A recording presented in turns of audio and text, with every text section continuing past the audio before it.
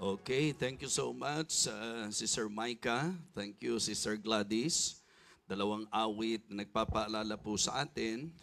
Alam nyo naman kung bakit naparito ang Panginoon, di po ba? To win the lost. Yun po ang dahilan. At matapos ang tayo masave, we cannot deny the fact that every day in our lives, talagang ang Diyos walang panahon na hindi naging matapat. God is ever faithful. He is always faithful. And I know na isa kayo, isa ako sa patunay ng katapatan ng Diyos.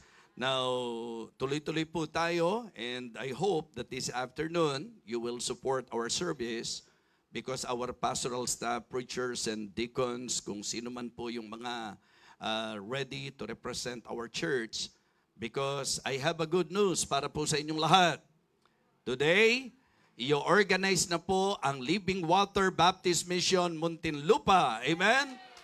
Sila po ay i-organize na as church. So please do pray for us. Kaya mamaya po, after po ng service, after lunch, punta po kami doon para po i-organize. Hindi po para madala natin ang congregation doon. Kaya yung representation po through our pastoral staff at nung ating mga preachers and deacons at yung ilan sa mga kasama po natin ang magre-represent talaga sa church. Okay? So this time, dadako na tayo sa Baptist favorite. Amen? Ayan. So ipag-pray nyo po kasi ang pastor nyo, pag nagiging emosyonal, medyo nahihinto sa kanyang gustong sabihin. So hindi naman po masamang maging emosyonal, pero mas maganda lang po na laging nasa ibabaw dapat yung pong conviction dan sa ating pong emotion. And I hope na ngayon po, yan po yung ating, aking ma-overcome. Because just to tell you the truth, sometimes nilulunod ako ng emotion. Hearing problems, ng iba't ibang mananampalataya, mga difficult situation na kanilang pinagdadaanan, being human, na-absorb mo yon. And sometimes, parang iniisip ko, like this morning, kasi si Sophia po nagka-rashes. Alam niyo po, everyday communicated po kami. Pag kami ganong sitwasyon, medyo affected ako. So tapos, just this morning, kaya pinasundo ko kila Brother Junjun, dahil gusto ko pa rin makapunta po siya. Nag-vomit po siya ng 2 times because of the medicine na kanyang tinake. Ano po? So, kaya yun, dagdag sa emosyon yun, di po ba? So, kaya ipag-pray lang natin. Areglado naman po, manageable naman po, at mukhang okay naman po siya na. Pero, syempre po, laging sa kasabikan ko po sa kanila, every time na may mga ganong sitwasyon, ang bilis ng pitik ng damdamin ni FDB. Okay? Kasi kung kayo nga, di pa ba, pag kami mga sitwasyon kayo, medyo daman-daman nyo po ako na tawag ka agad. Kasi ayokong magkakaroon ng pagkakataon ang Diablo para kayo po ay kanyang atakihin. Ano po? So kaya, this time, preaching na po tayo. Baptist favorite. Amen? 1 Peter chapter 2, please. 1 Peter chapter 2. And I would like to share with you the message of the Lord. I entitled, God's peculiar people, particularly as God's peculiar people. Okay? 1 Peter chapter 2, kung nakita nyo na po, please say Amen. Ayan. Sa mga bisita natin, welcome po kayo. At kung kayo po'y galing sa mga local churches sa probinsya, make sure that your pastor is aware that you are here. Bagamat ako po, aware ako na most of the believers na nasa member ng ibang local church sa probinsya, kadalasan kaya kayo nandito dahil yung pastor nyo mismo ang nag-refer sa inyo na dito po kayo dumalo. Pero still, gusto ko pong ipaalala yan. Alright? Kung nakita na po, 1 Peter chapter 2, beginning verse number 9, but ye are a chosen generation, a royal priesthood, an holy nation, and peculiar people, that ye should support the praises of him who hath called you out of darkness into his marvelous light, which in time past were not a people, but are now the people of God, which hath not obtained mercy, but now have obtained mercy. Dearly beloved, I beseech you as strangers and pilgrims, abstain from fleshly lust, which war against the soul, having your conversation honest among the Gentiles, that whereas they speak against you as evildoers, they may, by your good works, which they shall behold, glorify God in the day of visitation. Again, the message of the Lord this morning, as God's peculiar people. Let us pray. Our gracious, loving God, our Father in heaven, thank you so much for your goodness.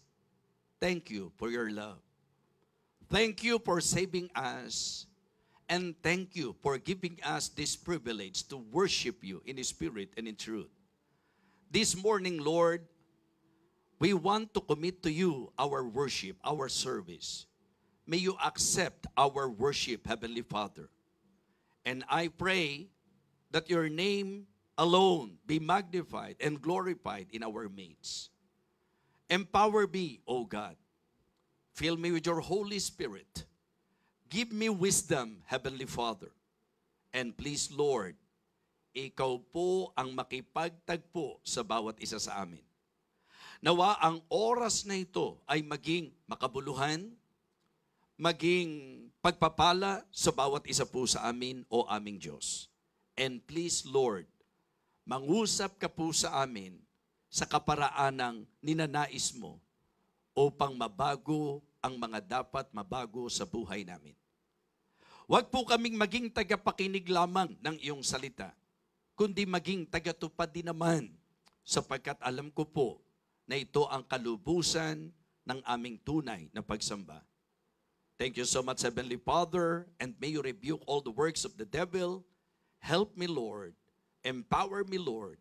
Guide me, Lord. Lahat ng ito ay aking pong panalangin sa pangalan po ng aming Panginoong Jesus. Amen. Amen. Okay, you may now be seated. Sa mga kasama po natin sa online ngayon, magandang umaga po kung umaga dyan sa inyo, tanghali kung tanghali, hapon kung hapon, gabi o kung gabi po. Binabati ko po kayo sa dakilang pangalan ng ating Panginoon, and thank you for joining us this morning, and I hope na kayo mismo mapagpala rin po sa mensaheng ating pag-aaralan. So ito pong sulat na ito ni Apostol Pedro, actually po in contrast, meron pong magkaibang pananaw ang mundo sa ating Panginoong Diyos at ang mga Kristiyano sa pagtingin natin sa ating Panginoong Diyos. So we need to make sure na hindi natin tinitingnan ang Panginoon sa paraan na siya'y tinitingnan ng mga unbeliever. In fact, katitisuran po siya sa mga hindi mananampalataya. Pero sa atin po siya'y precious. Amen? Siya po ay precious, very precious. And we need to be thankful because it is a great blessing to be considered, to be chosen by Him. Gusto ko pong kunin natin yung concepts ng peculiar sa idea po ng tinatawag nating tayo po ay purchase people. Ibig sabihin, tinubos, binili, mga kapatid. Yan ang kalagayan po natin. Ang ating pong kalagayan bilang Kristiyano, tayo po ay ikinukonsider na purchase possession of God through our Lord Jesus Christ. So, purchase people. Protected and preserved people. Sa totoo lang, dahil Kristiyano tayo, nasa proteksyon at preservation tayo ng Panginoon.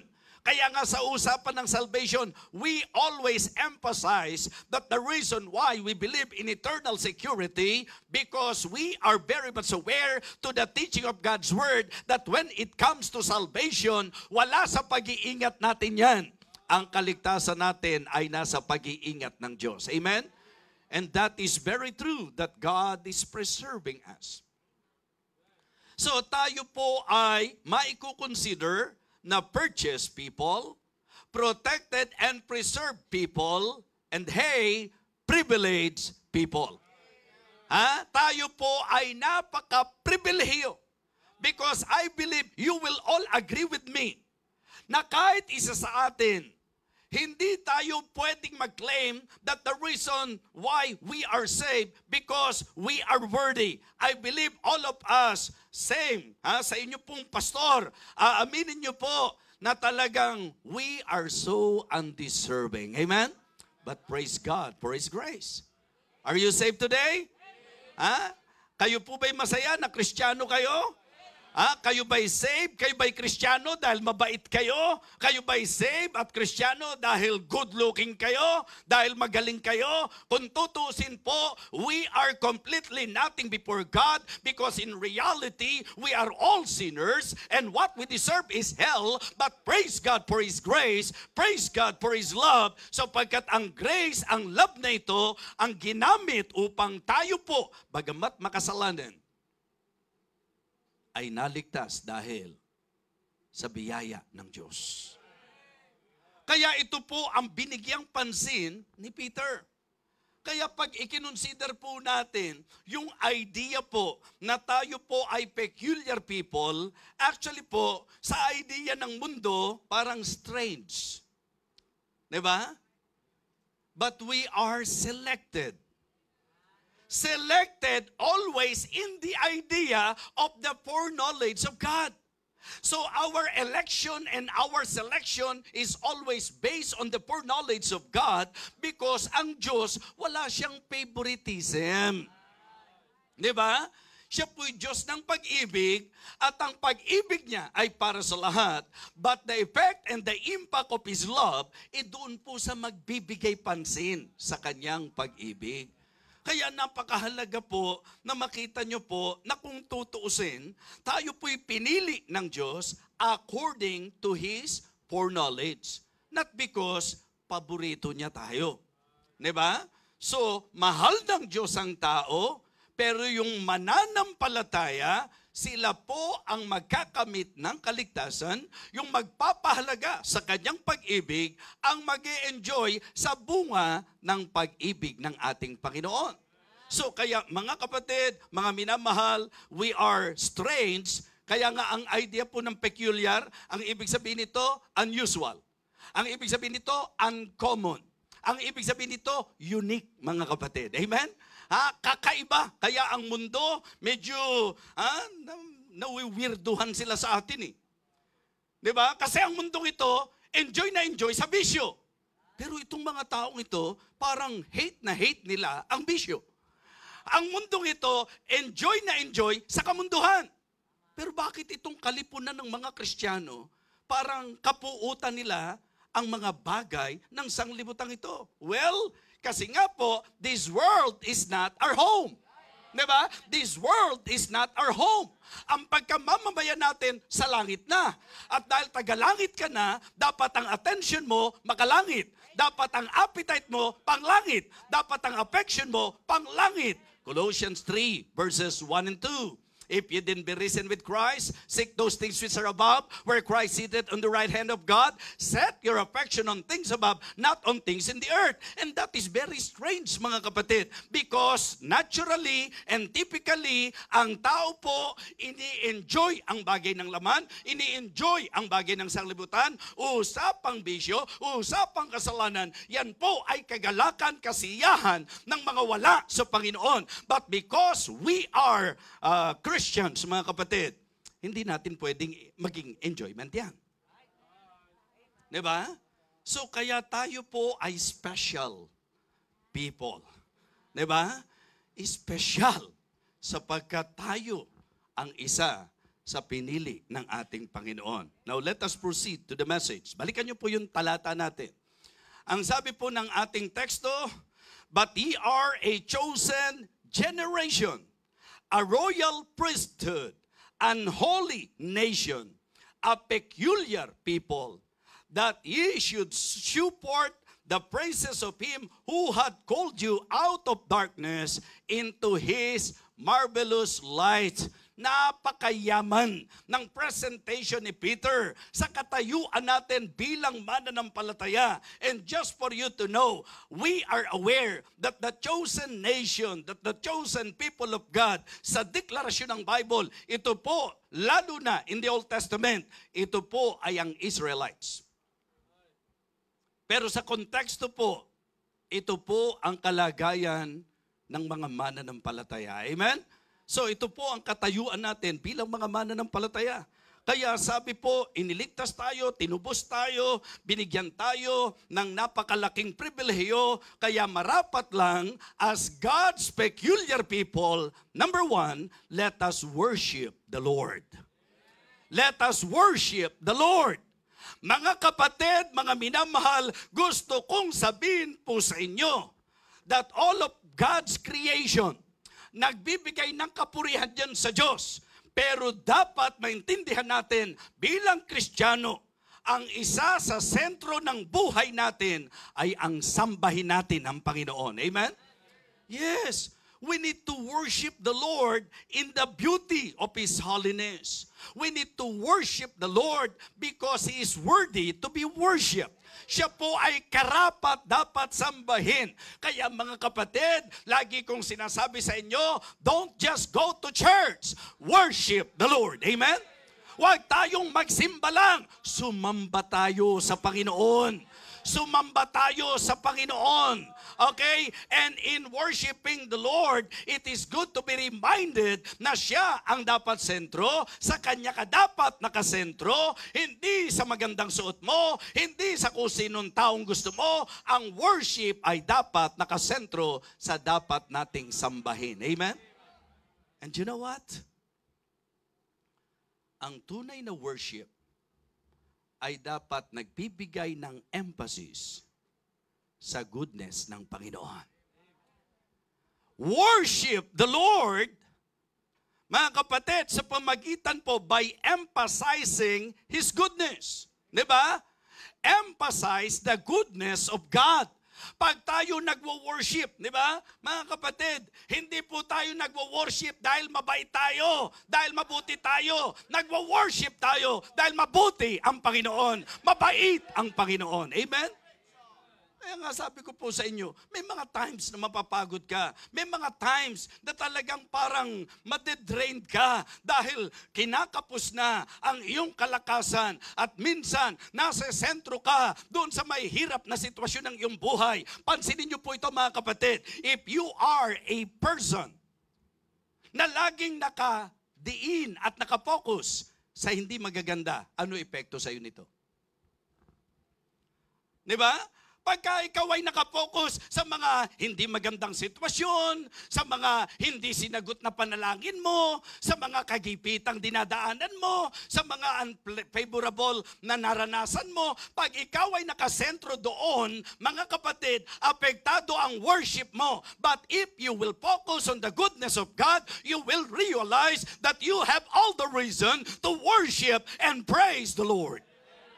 Diba? Pagka ikaw nakapokus sa kabutihan ng Diyos, mga kapatid, yun ang isang magandang dapat ma-maintain po sa ating attitude. Always focus on the goodness of God. Always emphasize the goodness of God in your life. Yes, because the devil is alive, the devil will try everything to bother you, okay, to disturb you, to distract you. At yan po ay gagawin niya sa paraan na may mga pagkakataong dahil may kapangyarihan din naman siya, ikaw ay kanyang aatakihin, sa masasaktan ka, sa mahihirapan ka, sa pagkatanggol ng devil, doon ka sumentro, because if you will learn from the Holy Scripture that the very goal of the devil is for you to become negative to God, because the devil is aware na pag negative ka sa Diyos, maapektuhan ang worship mo. Amen?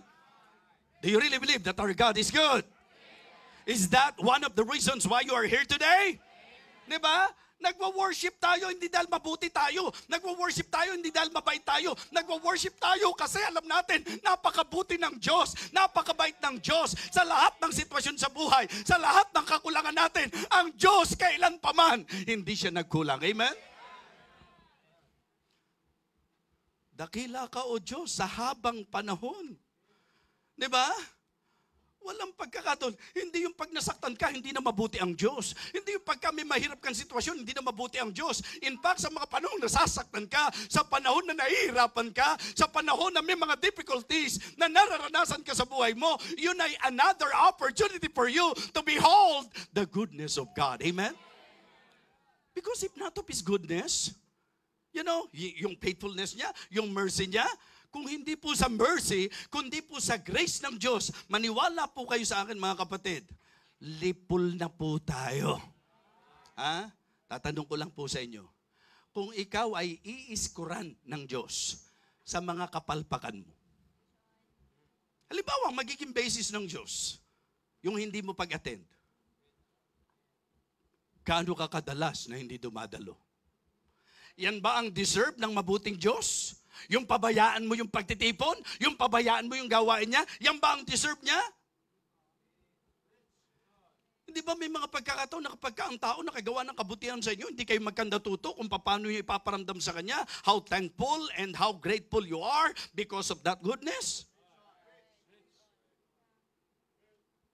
Pero kamusta po yung marami? Kamusta po yung mga Kristiyano raw, but easily nagpapasya na pabayaan ang pagtitipon? Paano na yung mga Kristiyano ang babaw ng tingin sa worship? Mga kapatid, for us to somehow realize the importance of worshiping the Lord in our lives, let us always put in our mind, hey, our God is good. Amen?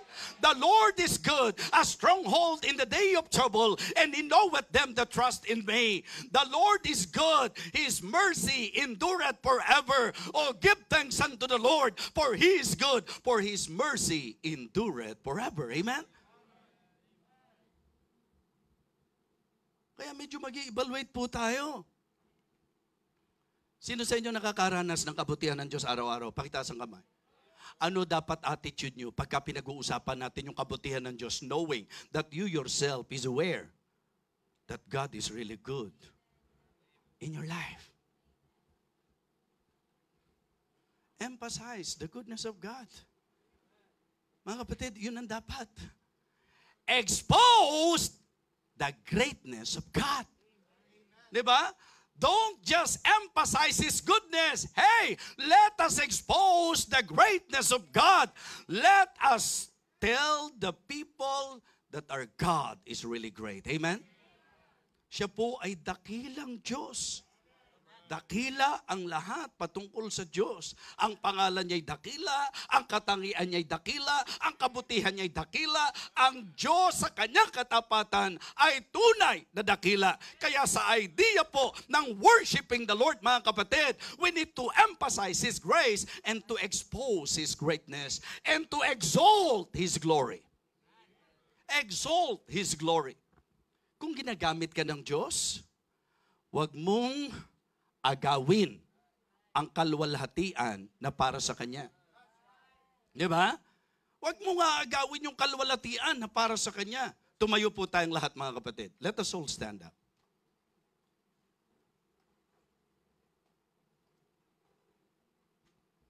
Okay? Please shout amen. God is good. God is great. We need to give God the glory in everything. Umupo na po kayo. May 3 taong tinulungan lang po ako ngayong umagang ito. Na gusto ko lang pong makarecover kayo. Baka napuyat kayo kagabi. Diba? Always be aware. Kung ano yung deserve nung sinasamba natin. Huwag kang magwo-worship sa Panginoon sa paraang gusto mo. Huwag kang magwo-worship sa Panginoon sa estilo ng tao. Mag-worship ka sa paraang gusto ng Panginoon. We need to worship the Lord in Spirit and in truth. It means to say, with enthusiasm. Hindi po pwede na napaka-aktibo mo sa maraming bagay, tapos sa pagsamba sa Diyos, babaw. Kung pagod kayo, tingin ko mas pagod ako. Kung puyat kayo, tingin ko mas puyat ako. Kung nahihirapan kayo, tingin ko mas mahirap yung ginagawa ko. Ano yun? Nagpapaligsahan tayo? Hindi. Ang gusto ko lang i-point out, kung kaya kong bigyan ng Diyos ng biyaya na sa kabila, baka mamaya kasi ang puyat mo sa FB lang naman, di ba? Kalungkot naman yun, naubos yung lakas mo sa FB, kaya pag worship mo, nawala na yung lakas na yan. Di ba? Ngayon, huwag ka na lang magpahalata. Hindi naman nila alam kung sino. Ako lang nakakita. Tinutulungan lang kita.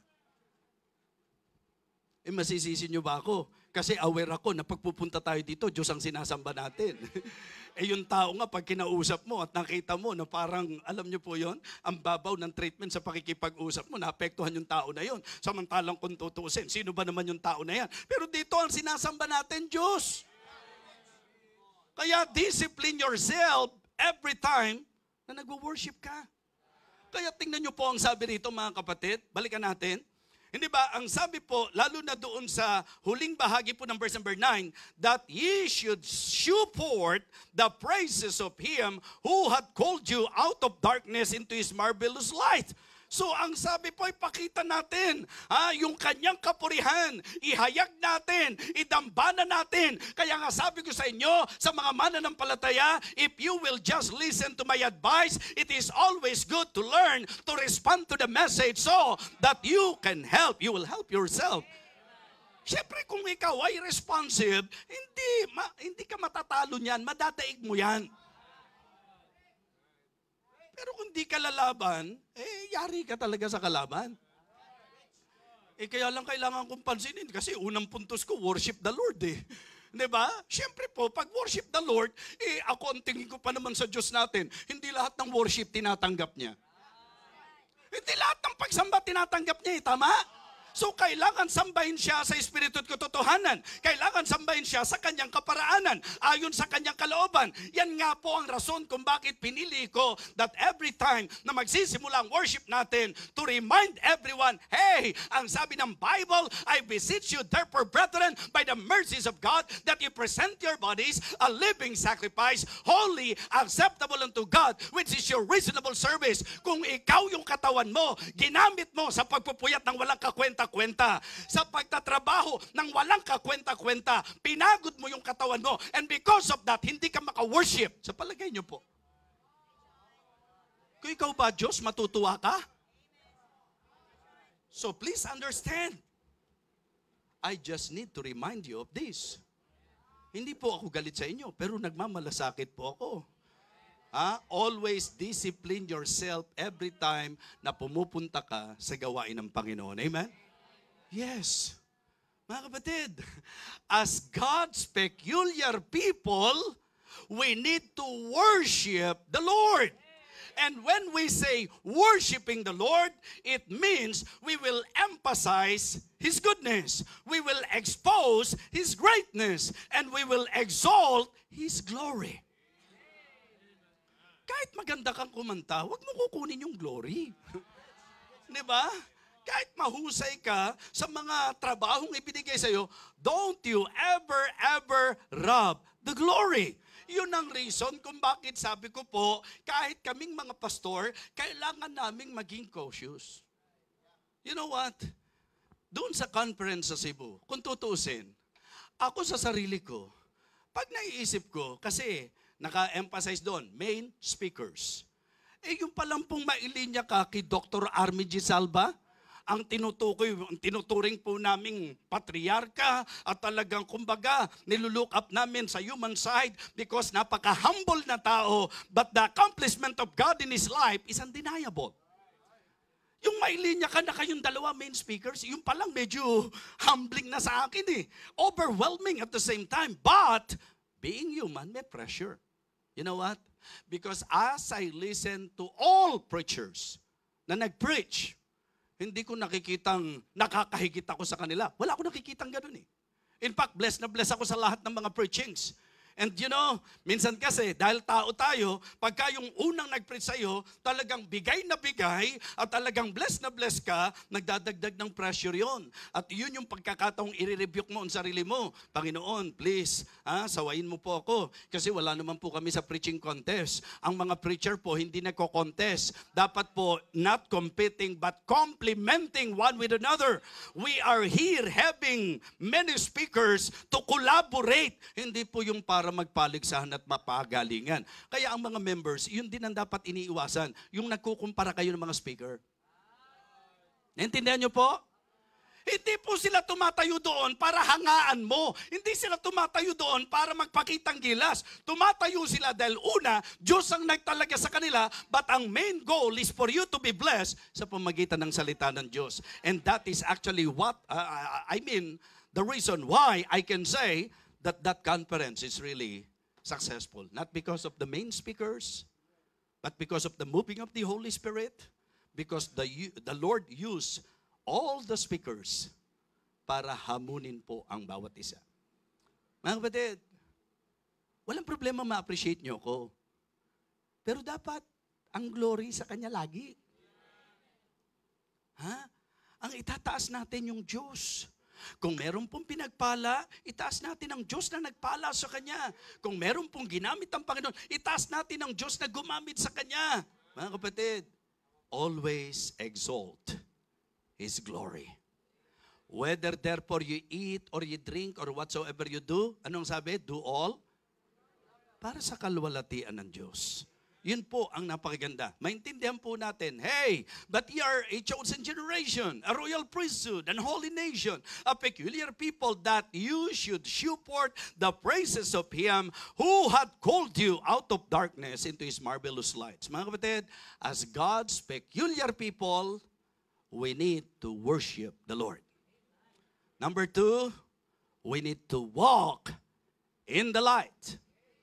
We need to walk in the light.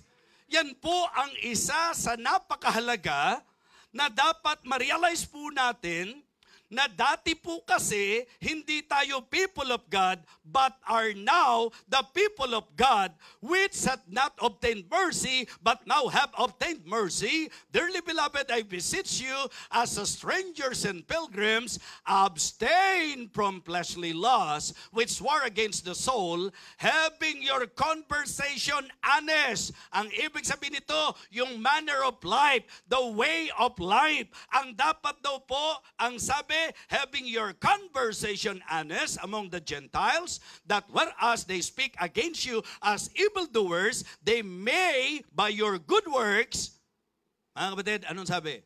Which they shall behold, glorify God in the day of visitation. Matthew chapter 5, please.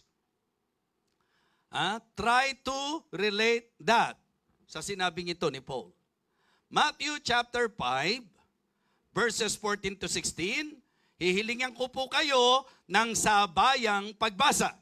Matthew chapter 5, verses 14 hanggang 16, loud and clear, ready, begin.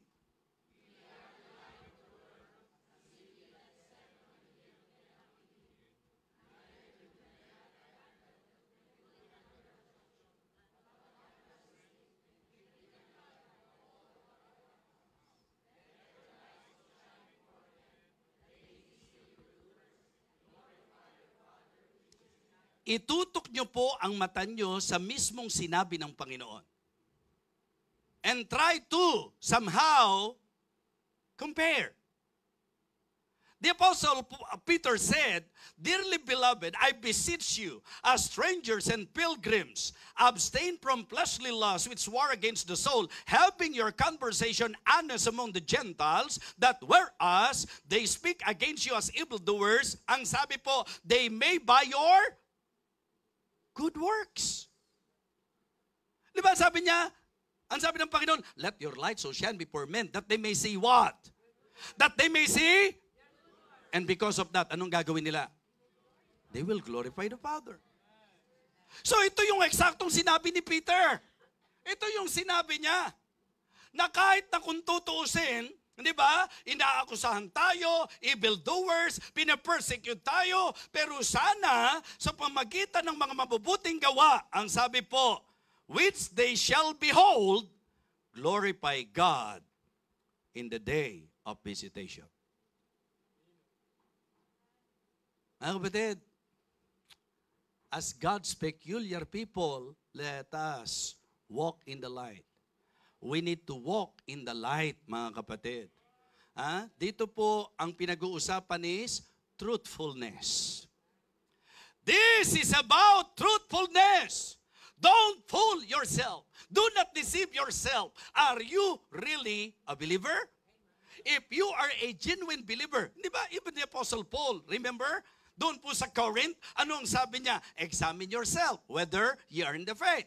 Because no one can deny that in the human side, there are many professing Christians na medyo questionable sa iba.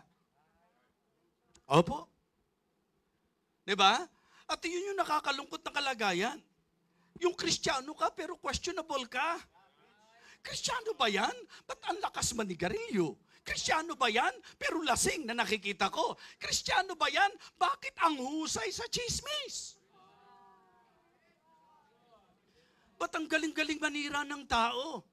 Kristiyano ba yan? Bakit puro curse words ang lumalabas sa bibig niya? Kristiyano ba yan? Bakit ganyan? Sobrang enjoy na enjoy sa kamunduhan. Kristiyano ba yan? Di ba yun po ang kadalasang question? Mga kapatid, ang sabi po ng Bible, do not they blaspheme that worthy name by the which you are called. Kaya ang sabi po, let them that name at the name of Christ, ano raw dapat? Depart from iniquity. Kristiyano, sa mundong ito, huwag niyong hanaping completely, i-welcome nila tayo. Diba? That is basically the idea. Peculiar people, strangers, mga kapatid. Mga naglalakbay lang tayo dito. Hindi talaga tayo taga rito. Again, this world is not our home. Kaya wag nating hanapin na welcome tayo sa mundong ito. Yung pananamit natin, katawa-tawa sa kanila yan. Kasi sila ang gusto nilang mga suot. Yung babae, gusto nila kita ang tanaw. Yung mga lalaki, kailangan mga, alam niyo po yung dating.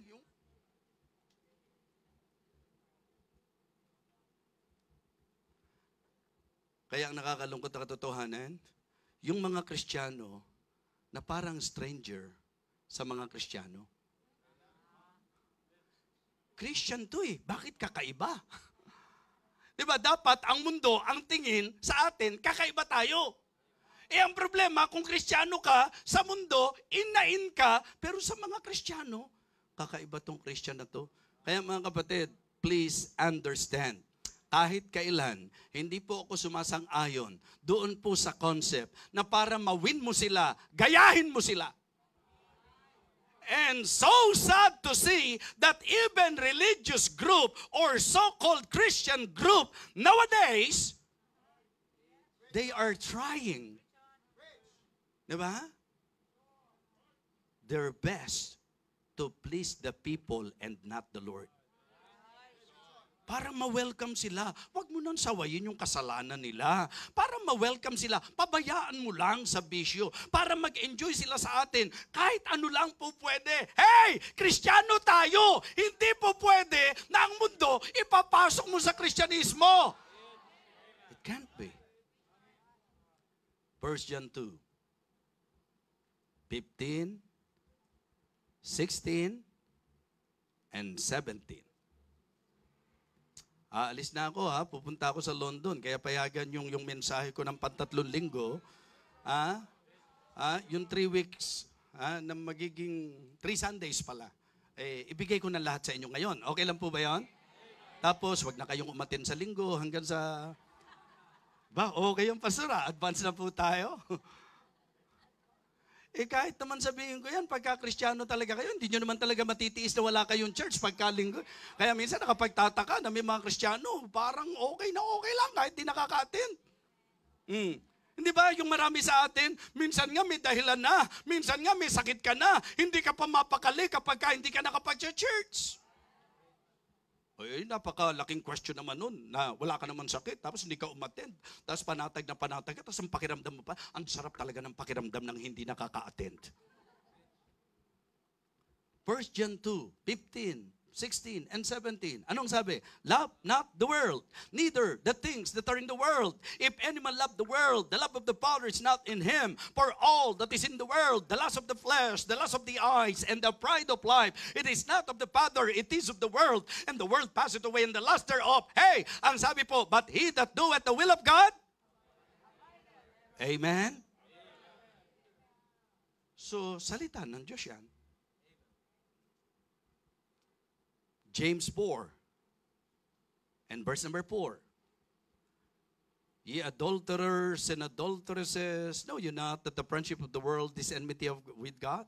Whoso therefore will be a friend of the world is the enemy of God. Kaya di bali nang hindi tayo dumami. Basta nandoon tayo sa nagliliwanag na patotoo. Mga kapatid, we need to walk in the light. Unang bigyan pansin natin, our truthfulness. Second, our transformation. Una, yung pagiging totoo. Pangalawa, yung pagbabago. Hindi po pwede na nasave ka, walang nagbabago, mga minamahal. Hindi naman natin para hanapin na pagka-save mo, talagang completely, ibang-iba ka na. Mga kapatid, ang salvation po is about justification, sanctification, and glorification. Na nandito po tayo sa kalagayan na justified na po tayo, but we are in the process ng sanctification, and that is the work of the Holy Spirit in the lives of the believer. So, as we continue on, yun ang reason kung bakit dapat i-accept natin ang bawat pangangaral, sapagkat ito ay isa sa gamit ng banal na Espiritu upang matransform po tayo. Kaya hindi pwedeng walang pagbabago. Ha? Kung bisyoso ka noon, kung adik ka noon, tas adik ka pa rin ngayon, hindi po pwedeng ganun, mga kapatid. Di ba? Hindi po pwede. Na kung dati napakamalayaw at makamundo ka, pag Kristiyano ka na, therefore, if any man be in Christ, he is a new creature. All things are passed away. Behold, all things are become new, mga kapatid.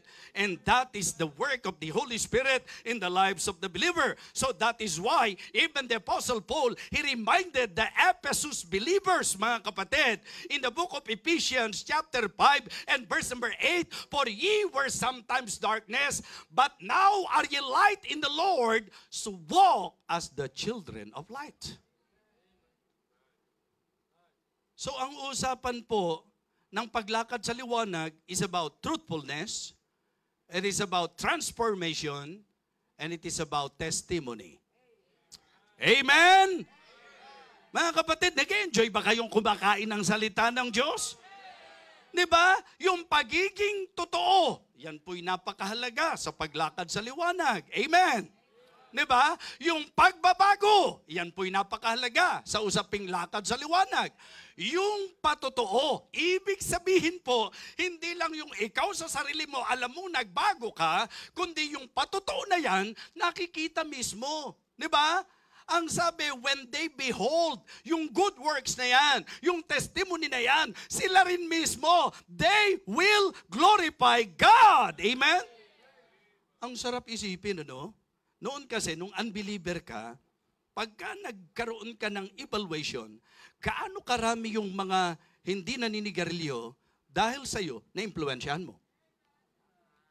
Hindi umiinom, pero dahil inalok mo, sinama mo, yung bang pag tinanong mo sila, oh, paano ka natutong uminom? Kasi si ganito talagang, di ba? Tinrabaho talaga ako eh. Impluensya to ni... kalungkot yung nung unbeliever ka, may impluensya ka. Tapos ngayon believer ka, nawalan ka ng impluensya. Ngayon po, alam nyo ang matamis na maririnig natin? Katulad po nung mga naririnig namin na kaya sila pastor. In fact, yan po yung isa rin sa overwhelming blessing ng Panginoon sa akin, na pagka pumupunta po ako sa iba't ibang mga lugar, alam nyo po yung may lalapit sa iyo. At sasabihin nila, Bishop, ako po'y nakikinig lagi sa online ninyo. At alam niyo po bang yun ang ginamit ng Panginoon? Yung marinig mong yun ang ginamit ng Diyos, yun po nakakalakas yun eh. Amen? Ang sarap isipin na may nagsuko ng buhay dahil sa impluensya o sa impact ng ministry mo o ng patotoo mo at nung pangangaral mo. Mga kapatid, sabi ko nga, kung ang unbeliever nakaka-impluensya, dapat po ang Kristiyano ang mas maging malakas ang impluensya. ang ginamit ng Panginoon na paglalarawan, ilaw at asin. Di ba? Pareho pong nagbabadya o naglilid sa usapin ng impluensya. Alam nyo, kahit anong dilim, pagka may liwanag, mga kapatid, yung rich, yung makikita mo talaga na may impact pagka may liwanag. Amen? So, ganun din po, yung asin. Bagamat ang isa sa gamit ng asin is preservation, pero let us also consider the idea of influence. Na kahit anong iluluto mo, pag nilagyan mo ng asin yan, lalasa yan mga kapatid. Kasi ang sabi, kung ang asin wala ng alat, magrereklamo ka, uy, ba't ganun? Ang tabang ng asin nyo. Di ba? Meron na pa kayo narinig na ganun? Ba't ang tabang ng asin nyo? Yung iba magrereklamo kasi nasobrahan sa asin. Di po ba? Pero the message basically is influence. Na maganda po na sa mundong ito, bukod sa nape-preserve sila, dahil sa mga Kristiyano, sana nagkakaroon ng magandang timpla dahil sa atin, mga kapatid. Di ba? So, truthfulness, transformation, and testimony. We need to walk in the light.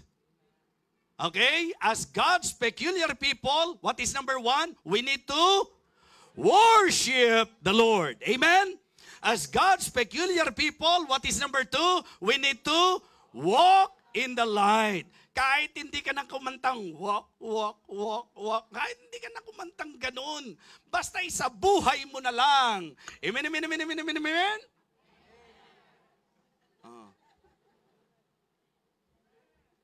Thirdly, we need to witness and win the lost. Diba? As God's peculiar people, we need to witness and win the lost. Yun po ang kalooban ng Diyos kung bakit hindi na tayo taga-mundo, nandito pa tayo sa mundo para maging witness, para ma-win yung mga nawawala. So napakaganda po ng sinasabi po ng talata, mga kapatid. Again, but ye are a chosen generation, a royal priesthood, and a holy nation, a peculiar people, that ye should show forth the praises of him who had called you out of darkness into his marvelous light, which in time past were not a people, but are now the people of God, which had not obtained mercy, but now have obtained mercy. Dearly beloved, I beseech you, as strangers and pilgrims, abstain from fleshly lusts, which war against the soul, having your conversation honest among the Gentiles, that whereas they speak against you as evildoers, they may, by your good works, which they shall behold, glorify God in the day of visitation. We need to care for them. Christians, huwag kayong magalit doon sa mga bakla. Huwag kayong magalit doon sa mga tomboy. Huwag kayong magalit dahil sa mga bisyo ng mundo. Huwag kayong magalit. Kapatid, yun po ay dapat maging paalala na ang gawin natin, let us witness to them. Let us win them. Kasi kahit naman maalis sa kanila yung bisyo nila, kung hindi pa rin save, wala pa rin yun. So ang main thing talaga is salvation. And as I always emphasize na sa effective soul winning, napakahalaga ng triple combination. Sino sa inyo nakakaalala pa ng triple combination for an effective soul winning? Ano yung una? Genuine burden. Di ba? Genuine burden. Ano yung pangalawa? Great Bible knowledge. Ano yung pangatlo? Godly behavior. Okay? Review. Para ako maging epektibo na magamit ng Panginoon, ang kailangan, magkaroon ako sa puso ko ng genuine burden. Diba? Yung Christ-like compassion. Yung bang damdamin na talagang matindi ang kahabagan mo doon sa mga tao na alam mong ligaw dahil sa relihiyon, na alam mong ligaw dahil sa maling paniniwala, na alam mong ligaw dahil sa lahat ng impluensya ng mundong ito. Dapat magkaroon ka ng burden sa kanila. Hindi mo pipintasan yan. Hindi mo atakihin yan. I-win mo yan sa Panginoon. And for you to win them, magsimula ka to be a witness to them. Matuto kang maging saksi, maging mabuting patotoo, matuto kang humayo, matuto kang mangaral, matuto kang ipakita sa kanila ang halaga ng Diyos sa kanilang buhay. Genuine burden. Bakit ka nagpupuyat, pastor? Genuine burden. Christ-like compassion. Iba-iba oras nila eh. Baka mamatay ka niyan. Genuine burden. Christ-like compassion. Binabayaran ka ba nila? Hindi. Pero ba't mo ginagawa yan? Genuine burden. Christ-like compassion. Sana ba kung kaya ako ginagawa ito dahil ako po ay nagpapasuporta sa kung kani-kanino sa kanila.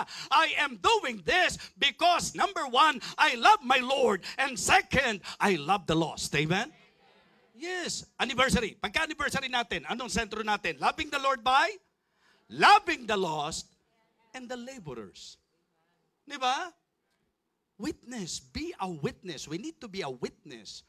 We need to witness and win the lost, mga kapatid. Una, care for them. Mahirap po yung sinabi po ng isang, ayon sa ipinahayag sa salita ng Diyos, that no one cared for my soul.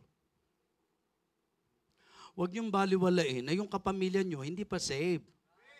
Huwag niyo pong tingnang mababaw na yung kaibigan mo hindi pa saved. Huwag po nating tingnang magaan na any moment ang tao mamamatay, kasama mo yan, araw-araw nagkikita kayo, pero hindi mo pinagmamalasakitan yung mga mapapahamak. Care for them. Second, mga kapatid, challenge them. Diba? Ano po yun? Hahamunin nyo ng suntukan? Diba? Alam nyo po ba ang ginawa ni Daniel? Sabi ni Daniel, hindi po ako kakain ng pagkain na yan. Challenge them! Ipakita mo sa kanila na mas masaya pag nasa Panginoon. Ipakita mo sa kanila na mas totoo ang Diyos na kinikilala natin. Ipakita mo sa kanila na may magandang bunga ang Diyos sa buhay mo. Hindi sila ma-challenge kung hindi nila nakikita ang gawa ng Diyos sa buhay mo. Maganda yung ma-challenge sila. O bakit ikaw? Bakit? Dati tanggero ka eh. Yung ikaw ang tumatagay, di ba? Ikaw nagtatagay sa umiinom. Ngayon, tanggero ka pa din. Na ang ibig sabihin na ng tanggero, tanggi ka na ng tanggi pag inaalo ka namin. Anong nangyari sa'yo? Tapos magugulat kayo, isang araw may magtatapat sa inyo. Alam mo, ako gusto ko na rin talaga matanggal tong bisyong ito eh, pero hindi ko makaya eh. Di ba? Matcha-challenge sila, ba't nakaya mo? Hanggang sa magwi-witness ka sa kanila. At sasabihin mo, sa totoo lang, hindi ko rin kaya. Pero nung pinabayaan ko na ang Diyos ang tinanggap ko at naghari sa buhay ko, nagulat ako. Di ba? Remember my testimony? Alipin ako ng pagsagot sa magulang ko eh. Talagang para akong hinahatak lagi na pagka yung magulang ko, may konting nasabi lang na parang, alam niyo po yun, sagot ako. Na to the point na sabihin na natin may kalapastanganan, mga kapatid. So ayoko nun. Pero alipin ako eh. Salamat na lang, niligtas ako ng Diyos. Alam nyo, pag niligtas ka pala ng Panginoon, ang isang magiging resulta nito, babaguhin niya buhay mo. At pagka nakita yung pagbabago sa buhay mo, hamon yan sa marami. So care for them. Di ba? Mga kapatid, challenge them and convince them. Convince them. Talagang convincein mo sila. Persuade them, mga kapatid.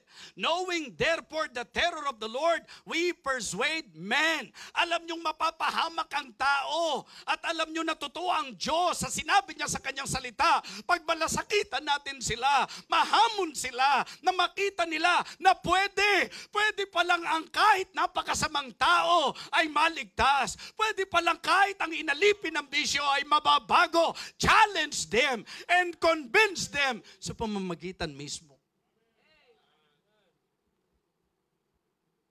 Genuine burden,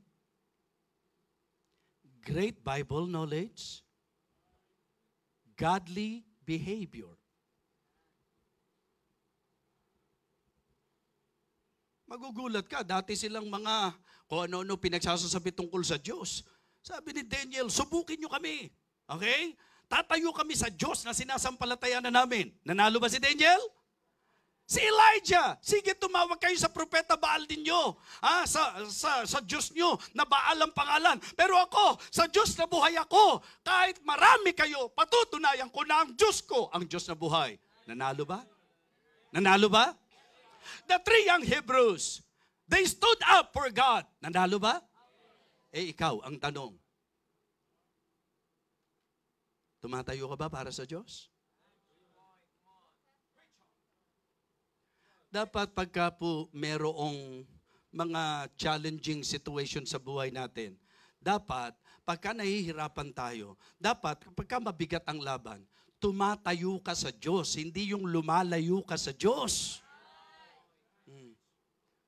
Diba? Naalala niyo yung tatlo? Naglaban-laban sila. Sino ang totoong Diyos? Ay, sabi ng Mohammedanismo, kami. Si Muhammad ang tunay. Sige, patunayan natin yan. Maglagay tayo ng apoy. And then, lahat tayo dadaan dyan sa apoy para malaman natin kung sino ang tunay. Diba, mga kapatid? Yung Buddhist, ang tapang, siya nauna. Sabi niya, sige, ako unang dadaan dyan sa apoy dahil gusto kong patunayan sa'yo, si Buddha ang totoo. Oh, grabe. Ayan na po. Sabi niya, Buddha, Buddha, Buddha, Buddha, Buddha, Buddha, Buddha, Buddha, Buddha. Takbo siya, Buddha, Buddha, Buddha, Buddha, Buddha, Buddha, Buddha. Ba, nakatawid. Nakatawid. Hindi natupok.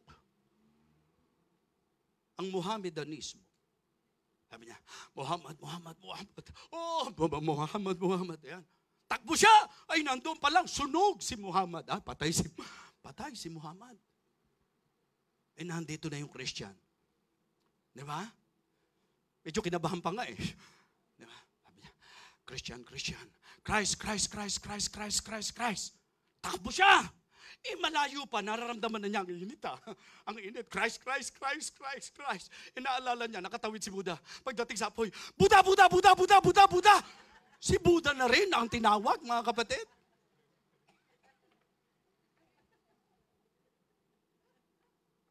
Minsan pag kami magandang nangyayari sa iba, parang nakakalimutan nyo na yung dapat nyo yung tinatayuan, mga kapatid eh. Pag alam mong nasa totoo ka, kahit ano mangyari, manatili ka sa totoo. Hindi po yung pagka nakakita ka, ba't sila, di ba? Bakit sila? Hindi ka naman anak ni Buddha eh. Anak ka na Buddha, hindi naman eh. Anak tayo ng Diyos, amen? Hindi si Buddha ang ating Diyos. Hindi si Muhammad ang ating Diyos. Ang tunay at buhay na Diyos, ang Diyos natin. Mga kapatid, sana panindigan natin. Remember, we are God's peculiar people. Yes. Oo, stranger.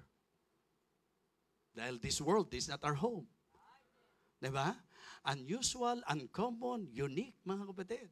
Pero gusto kong sabihin sa inyo, selected tayo at special tayo. Apple of the eye tayo ng Panginoon.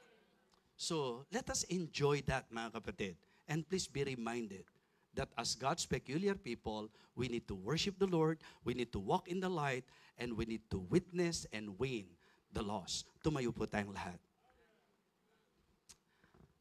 Kristiyano, huwag nating tingnang mababaw ang mensaheng ito. Napakahalaga po. sa purpose ng ating existence bilang mga mananampalataya. We are here to worship the Lord. We are here to glorify the Lord, to magnify the name of the Lord. That is always my reminder to every one of you. Hindi ka nagsisimba lang, sumasamba tayo dapat. At pag sumamba tayo sa Panginoon, mga kapatid, napaka-importante po na ang ating pong emphasis ay nasa kanyang goodness, na ang i-expose natin ay ang kanyang greatness, at ang i-exalt natin, His glory alone. And we need to walk in the light. Truthfulness, transformation, and testimony. We need to witness and win the lost. Care for them. Challenge them. Convince them. By the grace of God, carry them. Dali natin sila sa Panginoon. I am very sure na napakaliwanag ng mensahe. Ang importante lang dito, yung tugon ng ating puso. Huwag niyong maging gawi lang na pumupunta kayo sa altar. Titiyakin niyo nawa na pagpupunta kayo sa altar, alam niyo kung ano ang gusto niyong sabihin sa Panginoon. Hindi ka dapat mapigilan, pero wag nawang maging mechanical lang ang paglapit mo sa altar. Sana malinaw sa iyo na kaya ka lalapit, nakita mo, may problema ako sa worship. And I need to correct my worship. I need to do worship sa itinuturo ng salita ng Diyos. Marahil may problema tayo sa lakad natin na minsan, imbis na liwanag, nakaka-confuse pa tayo sa iba. At marahil, hindi tayo nagiging mabuting patotoo. Why not leave your place, come to the altar, kneel down. Yung iba kung kailangan umakyat dito sa platform,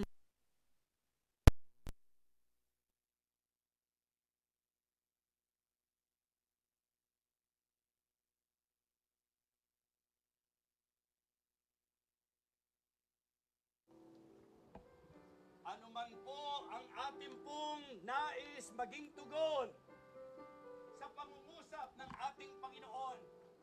Itong magandang pagkakataon to somehow be true to God.